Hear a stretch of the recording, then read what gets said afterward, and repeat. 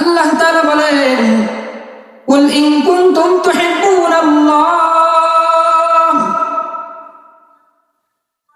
কুল in কুনতুম তুহিব্বুনাল্লাহ ফাত্তাবিউনি ইউহিব্বুকুমুল্লাহ ওয়া ইয়াগফির লাকুম যুনুবাকুম ওয়াল্লাহু গফুরুর রহিম।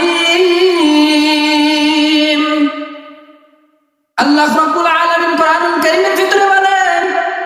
কুল ইন কুনতুম তুহিব্বুনাল্লাহ, আল্লাহ তাআলা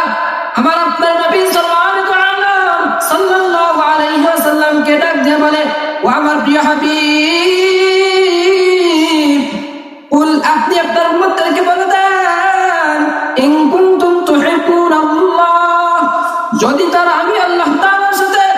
ভালো সম্পর্ক করতে চায়, আপনার উম্মতেরা যদি আমি আল্লাহর সাথে বন্ধুত্ব করতে চায়,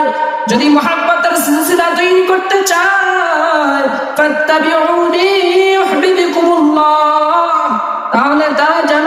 আমি আল্লাহ তাআলার হাবিব আপনি রাসূলকে মুহাব্বত করে, আপনার রাসূলের অনুকরণ করে। আল্লাহ তাআলা বলেন, যদি তারা আমি আল্লাহর সাথে ভালো সম্পর্ক করতে চায়, তাহলে আপনার উম্মতেরা যেন আপনি রাসূলের অনুকরণ করে। আর রাসূলের